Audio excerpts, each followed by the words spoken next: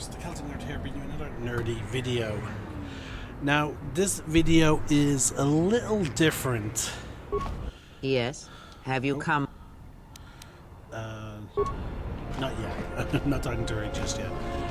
This video is basically going to be me talking about some events that occurred when my game wasn't properly working.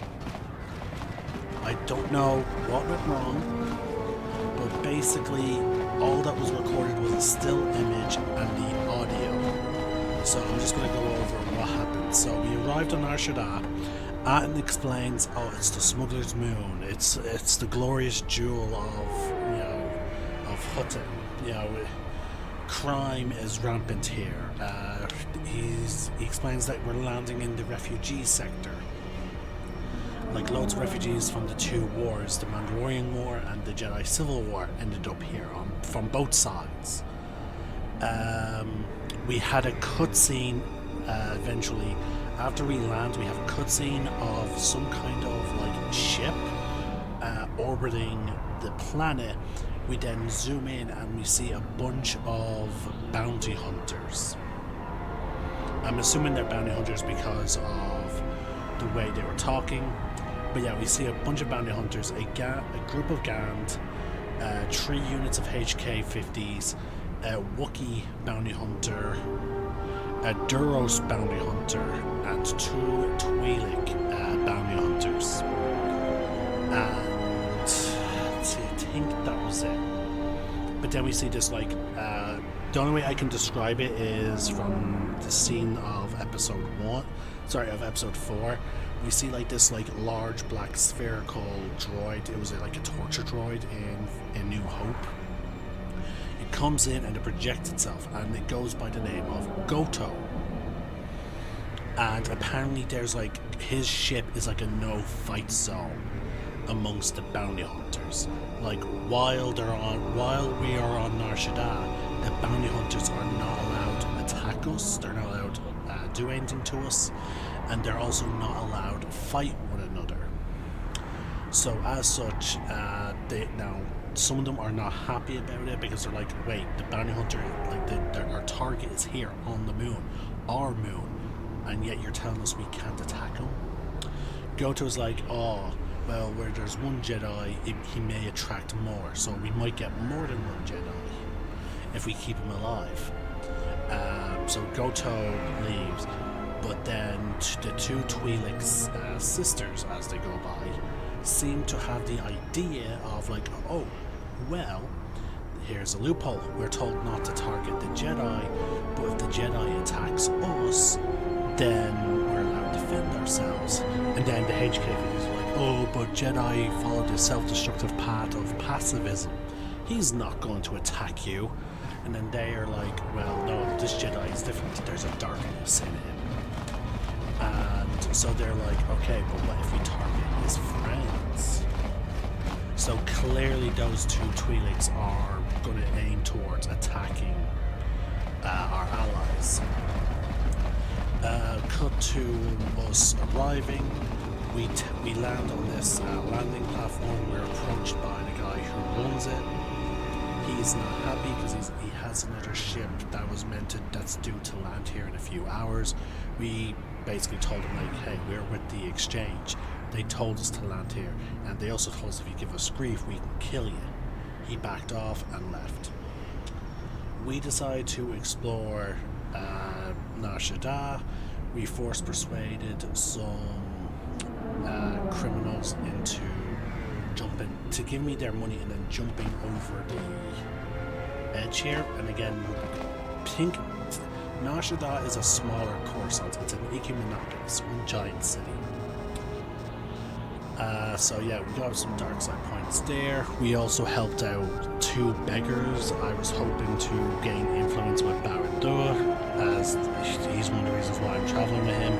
We leveled up Atten a significant amount, which I'm actually regretting doing because I then learned, oh wait, set assassin. Actually, no, guys, he doesn't become a set assassin, so yeah. Shit, I regret now. There are perks hold on, let me switch to the characters that I'm planning on using while on the Nar Shaadda. So I leveled up until level 14 because I wanted to get his sneak attack feats, which he gets for, you know, being a scoundrel. But I forgot that he doesn't become an assassin, he instead becomes a sentinel. So I actually missed I did not follow the recommendations, which is wait until he's like level I can't remember what level it is, but at a certain point he gets 3 points. There was 2 more sneak attack perks he was supposed to get.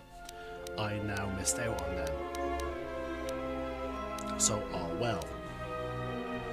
But we managed to convince him to become a Jedi Sentinel because we ran into 2 men who recognized that. They warned us about not to trust him and all that. We talked to him. Adam revealed he was a soldier in both the Mandalorian War and the Jedi Civil War. But here's the thing. He is a deserter in both wars. He initially served the Republic, but then he got pissed off at the Jedi for not helping sooner. But he was very welcoming to Revan, because Revan and the Jedi that Revan led joined the war and basically fought off the Mandalorians, and they saved countless Republic soldiers. So he was more loyal to Revan than he was to the Republic, and as such he deserted around the time of Nar 5, and he was happy to see all the Jedi be killed as a result of the detonation of whatever took place at Nar 5. We still don't know the exact details. Then he told us about how he served under Revan. He was trained to be a Jedi killer. He practiced special techniques to mask his presence so that he can sneak up on Jedi and all that, and he never attacked them directly. It was all pretty cool dialogue. But then he decided to desert the Sith faction after it was revealed to him by a Jedi. A Jedi sort of awakened his connection to the Force, and he basically saw the galaxy. He felt the death, like he killed her, and in that moment before she died, she opened the universe to him basically, and he realized, like, holy shit, the pain that I've been fucking doing. And she also warned him of the fact that Revan was sending both Jedi and Force sensitives within the Sith faction to a mysterious place to be broken, to be trained as Sith assassins. So he was like, okay, they're going to do the same to me. I need to flee.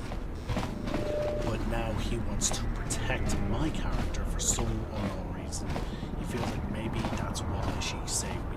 Maybe that's why she let herself die. Is so that I could protect you and all that. Like, maybe she knew what was happening, and so he wants to be trained in the Force so that he can better protect me. So I then helped him down his path, and he's now in dark. Just say the word. He is a dark. It came up as Dark Jedi Sentinel, but like on the screen, it's coming up as Jedi Sentinel. I don't know the exact differences the game makes between the two. Like, for example, if we go to party screen, like, she's the same way. She comes up as a Jedi Sentinel. It doesn't come up dark. It only comes up as dark when you're described, when the game tells you, like, oh, you've encouraged them to follow this dark path. So yeah, he's a Dark Jedi Sentinel. So yeah, that gives us 2. So yeah, that's what happened on Act's end. Another thing that I did over the course of that hour and 30-minute video, which I really regret now. I'm glad. Part of me is glad it's gone now, because it was way too long. Another thing that happened is we located that speeder over there and we restored it to working conditions. So yeah, which is fantastic. So I got that speeder, the air speeder, up and running. We had to go hunting for the parts. In our search for the parts, we held an air Dory, who was stuck in the planet. He needed to pay some kind of fee to take his ship, for his ship to take off. So we convinced the dockmaster where the ship was docked, okay, there's nothing to leave. He would give you some of these energy cells that he's looked to sell. The dockmaster agreed. We got energy cell in return. We then located another part of the air speeder in that workshop right across the way from us. We could see through the window. We then located the final part inside one of the monitoring stations, like the pylons that monitor, ship travel. We went back to the air speeder and through my use of computers and demolitions and repairs, we were able to install the parts. Just say the word. With Atten's help, we were able to then hack the navigation system, so that way it will actually respond to us. We can actually ignite it because you need certain codes to access certain speeders. It's sort of like a key. And we got it up and running. I decided, this might have been the time. Maybe the game just didn't notify me that I got influenced with Barrett. So we flew back up here. We went through the swoop race area.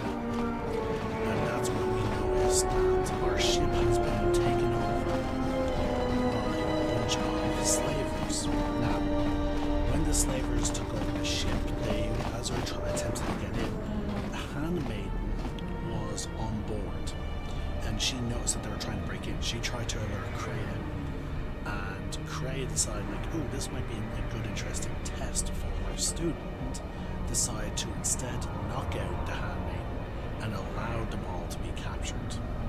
They were all taken into the cargo hold, at which point a man who claimed that the Empire was his before the Mandalorian Wars, or at least towards the tail end of the Mandalorian Wars, I can't remember exactly which, snuck onto the ship with the desire to steal it because he claims it is his ship, even though it's been over 10 fucking years.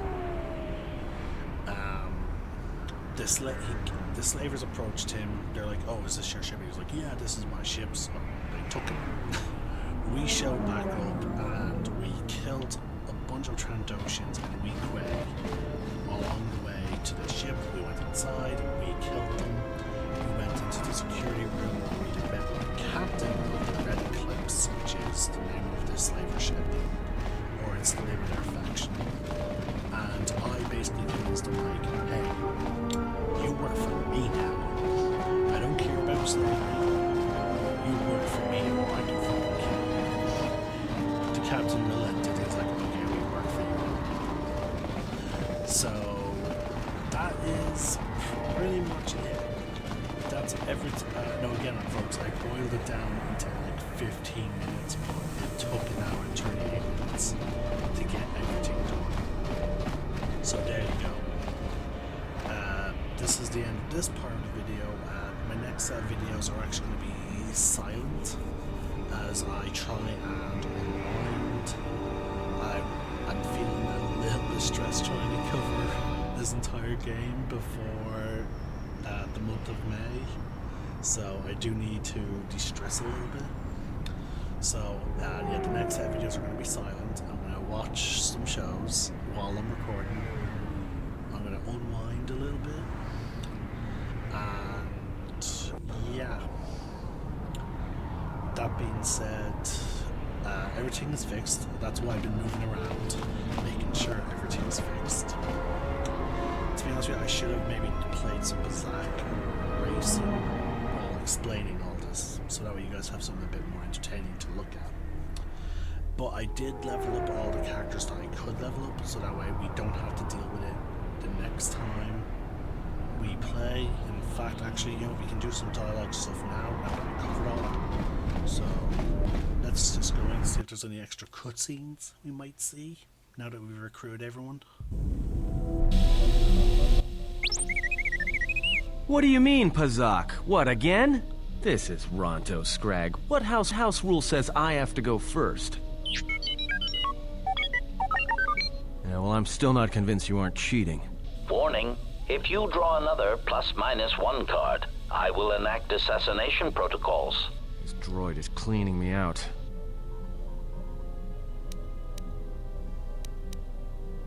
Pazak. Well, I'm playing. It's cheating.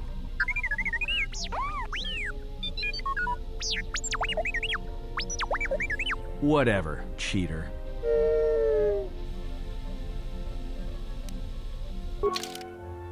Oh, we actually do get to play. Okay.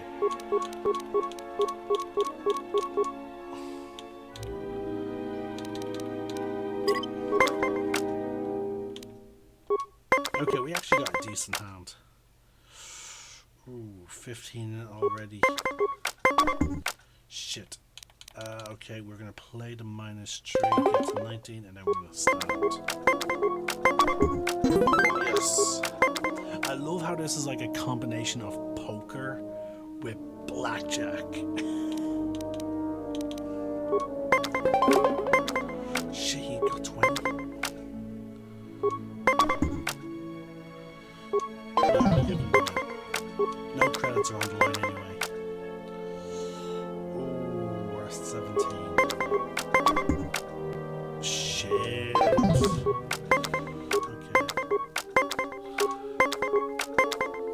Dear God. We're done. Oh, shit. Oh well.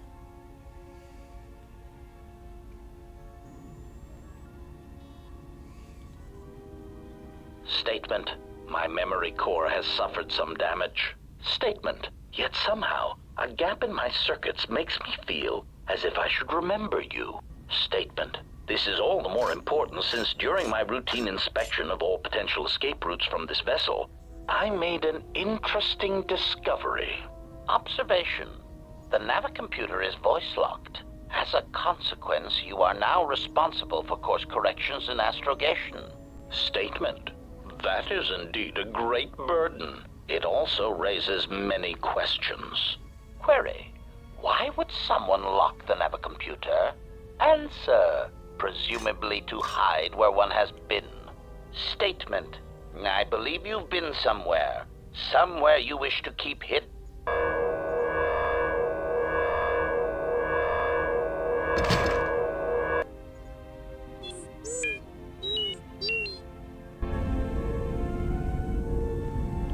The amount of times companions just seem to attack one another. Like, we had, because of our meditation work on T3, Cray attacks T3 because apparently he betrayed her. And now we had HK be attacked by T3. Oh, what's going on? Why are you here? Because I told him everything. Ah, and now you are free? Yeah, so no more threats, no more of your requests. You and me, we're done. Did you ever think I truly held you? You're more of a fool than I thought. What truly held you was you, and let me show you why. I once held the galaxy by the throat, as you once held her by the throat and let her die slowly. And your emotion at that point is what you fear. I wielded power like you cannot imagine. Everything I saw was awash with possibilities, spreading outwards, touching everything else. I saw all of that, all that the Force is. And only when it was ripped from me did I truly see it. And I know what lies buried within you, that you hide with your desperate thoughts, your guilt, your lusts. I can unlock that part of you anytime I wish. It is a simple thing, the human mind, Once it feels something strongly, it becomes etched in the memory, the subconscious. Shall I show you? That part of you that hungered to kill Jedi, that took pleasure from it? Or perhaps you will continue to listen to my counsel, and I shall ignore your pathetic attempts at freedom. Now leave me, murderer. I have nothing further to say to one such as you. Okay, see, now the thing is, we went dark side, and he is dark side as well. So he shouldn't feel bothered by those taunts. And also, my character knows the full story. Like, again, this could just be another example of Cray attempting to manipulate.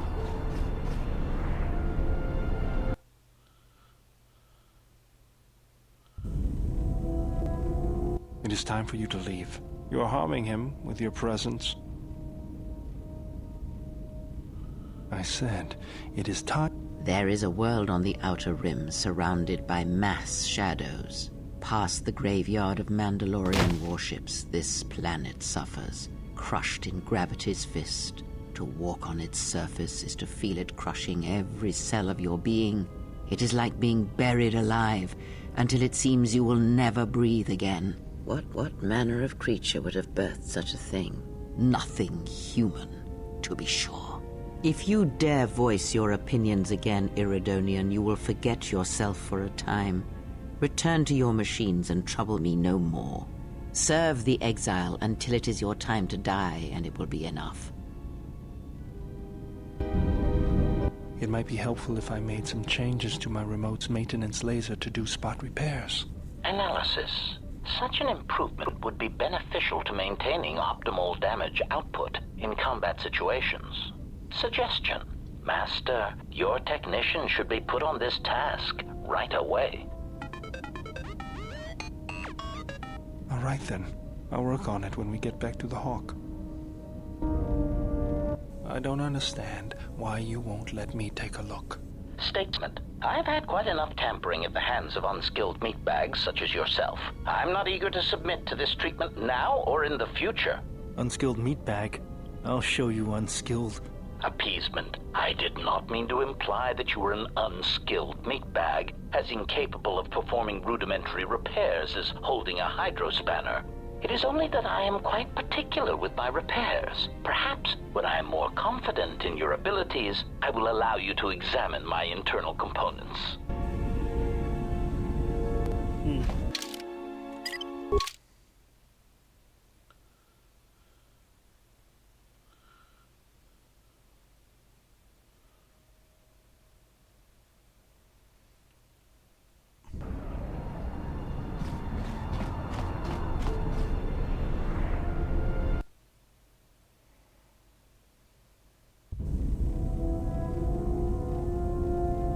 Nope, that's it. Okay. Now, friends, we are missing 3 companions. Once we get the last 3, then that's when things could get quite interesting. And also, once we've explored all other dialogue options, such as on-site train, Visa, somewhere, learn more about her, or maybe when I do more of my own train with Kreia, and also when I train, once I'm able to somehow convince Maradona to go generally. Having you here. Oh, here we go.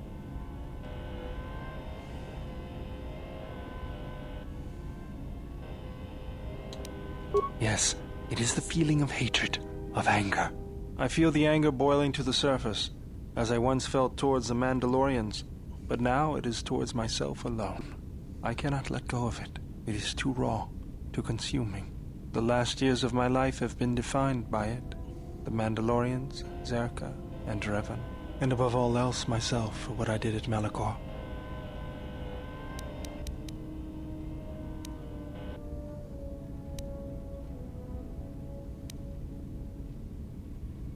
Anger is the only constant in my life. Perhaps it is the truth.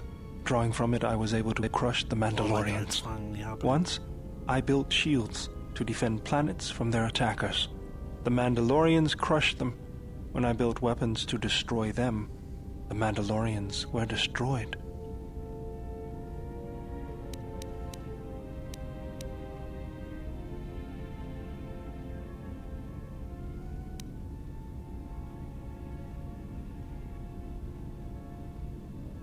Yes, teach me the ways of the Force, General. Together, our enemies will fall.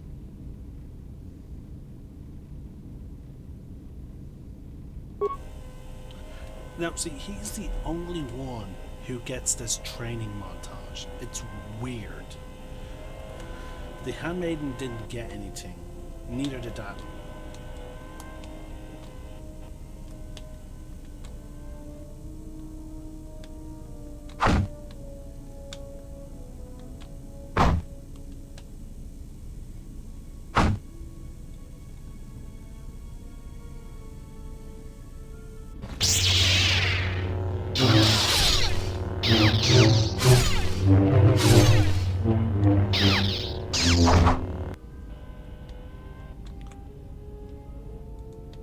It would have been cool if we see footage of that would have been cool. Like Handmaiden and Atten trying to get, because we know Atten is actually like he is trained even in the Achandi battle styles. We see that. Yes, General? If you think... You know, yes? If you... You know... Yes? Okay, so he is now trained. Like, holy shit. I believe that is it. Yes? You may...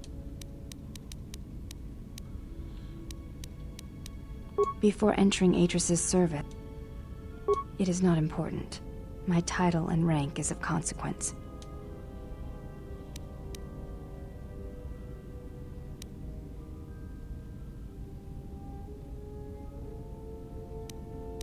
We all have value in our own. When importance is placed... If reasons of the...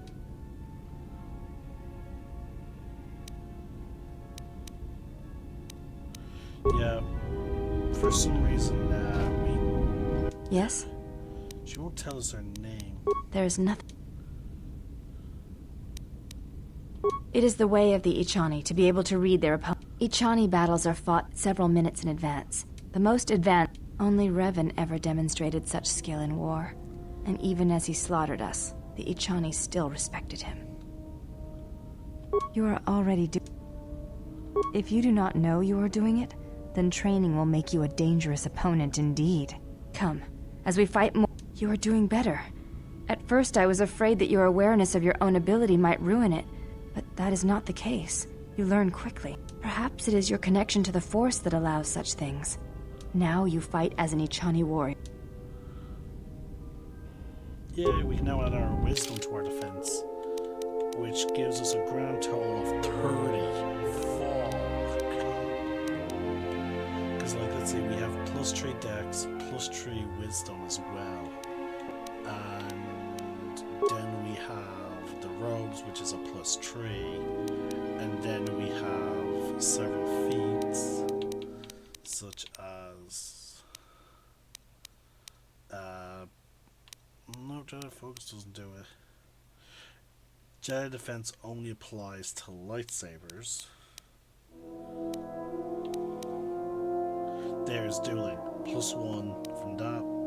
Doesn't place. +2 to attack defense. Character masters. +3 to defense. So we have a lot of bonuses, essentially, that equal to +30. That's crazy. Alright, well, I took a chance on just talking to Barter, so that is fantastic. Let's take him off the ship and level him up. So, we're at the point now where I don't really care. I can be a bit more flexible of, like, who do I bring with me on and off the ship. because normally I have to be a bit strategic because I want to convince him to be Jedi. Like I took Barter because I need more influence with him. I took because this is how you get his training started. Holy shit, he mastered dark side, so he now gets +1 to 8 damage. Holy shit. Okay, we do. Oh shit. Okay, this is one of the reasons why people advise against leveling him up too much, because as you can see here, he loses a lot of his skill points.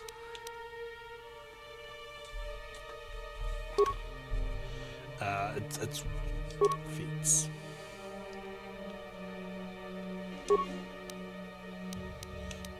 He now gains access to Repulsor Strike.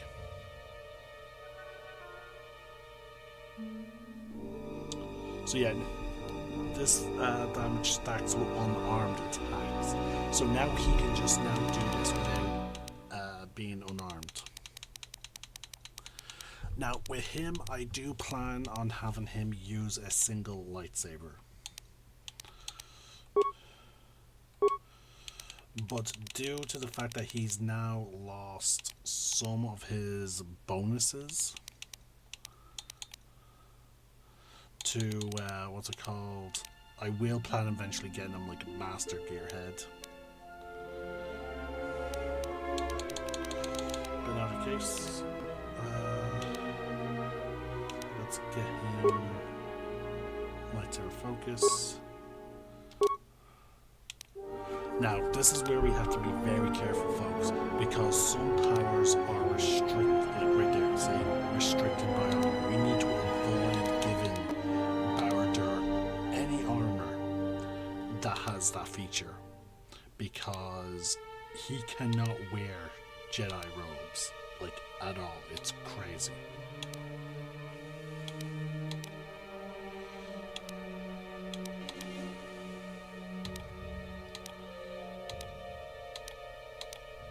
Okay, we can't give him shock, like, at all. That is a shame. But what we can give him is stun droid.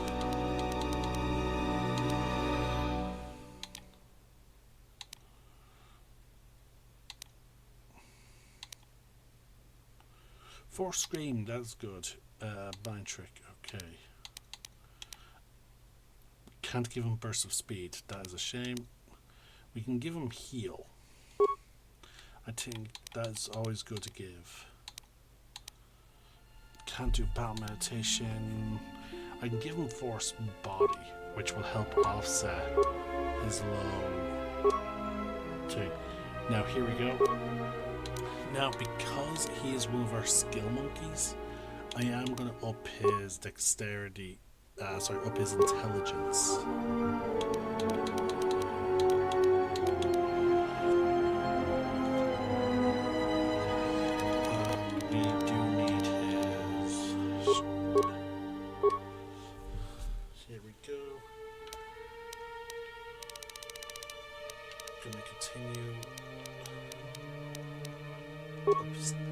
As well. I will give him stun droid, because that's not restricted by thing, and it's a nice replacement for shock for when he's dealing with droids.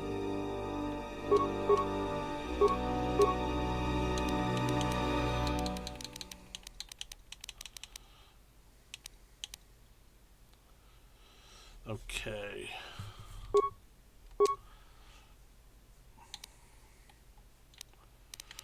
There we go, we can give him the final gearhead.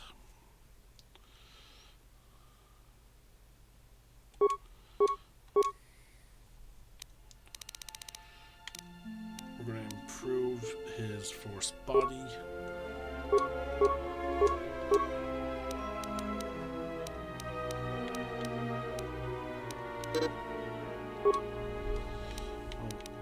Take that point out of awareness. Put it into security.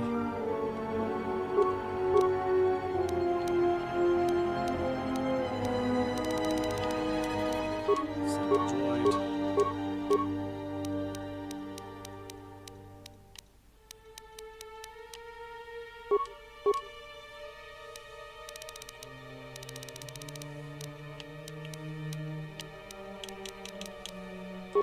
you go, weapon specialization.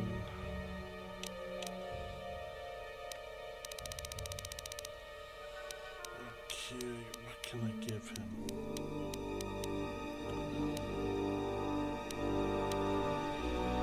Energy resistance. Yeah, okay, we'll give him energy resistance.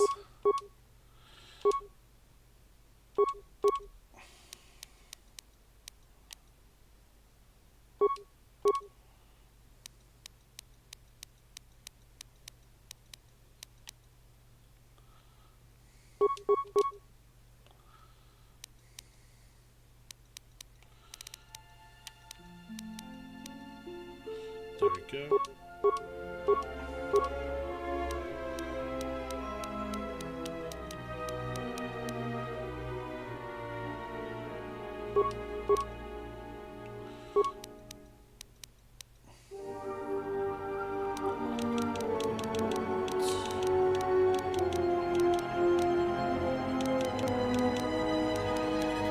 Increases dueling.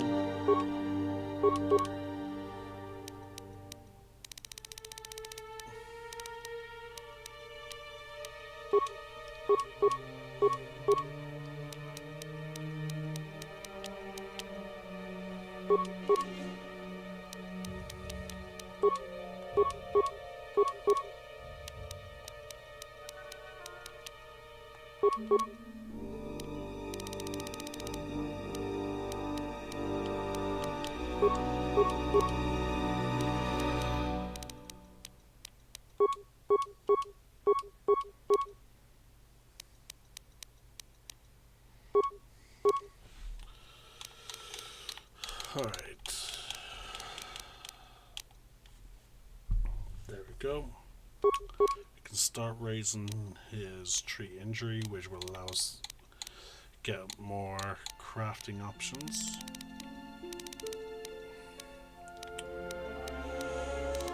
Let's see what else can I give him.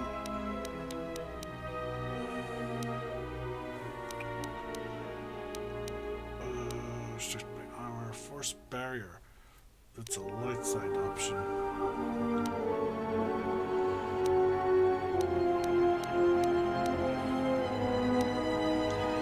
Mind trick.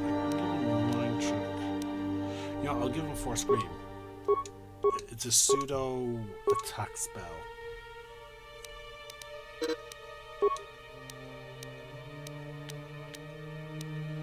Oh, what was that warning got? Class skills on this one. Class skills can have a maximum skill rank of 20.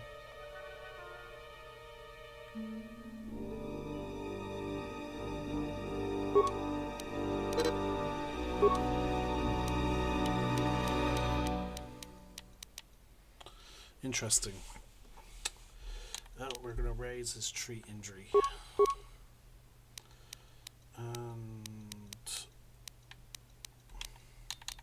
What's mobility? Increase the reaction time and speed of character moves 10%.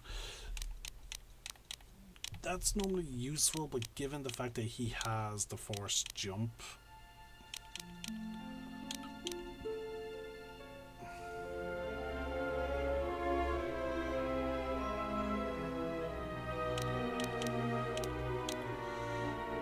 we're going to give him.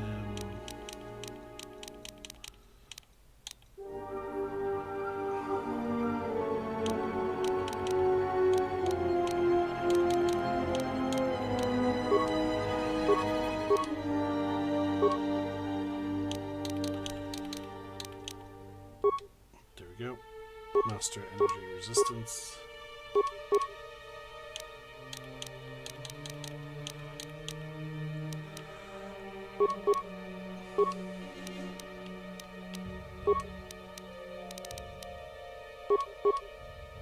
Okay, so there we go.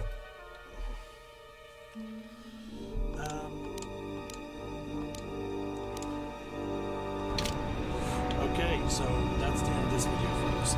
It was a big surprise to actually have Barad-dûr like awaken his force powers. That was a big surprise. It was fun trying to build his character's abilities around the fact that he is, you know, he's gone from a technical based character to you know, a physical based character. It's a little bit disappointing. So that's the thing. Also, I really wish there's a there's a mod I should have installed. Okay folks, I'm going to save this video, but Barad-dûr is going to get some changes. There's a mod that allows me to pick. Yeah, there's a class there's a mod that allows you to pick his class. So I'm going to load back into my game with the mod installed. I'm going to change Barad-dûr's force using class. Oh shit, hold on, I need to check the autosave.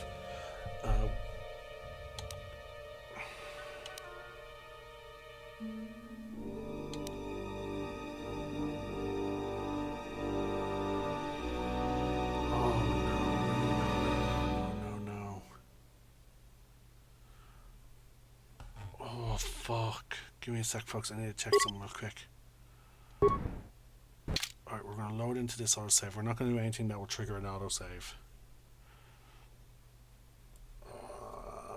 Balls.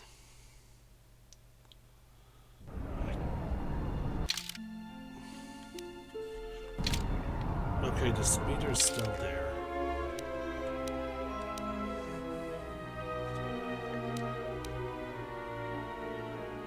She's still a guardian.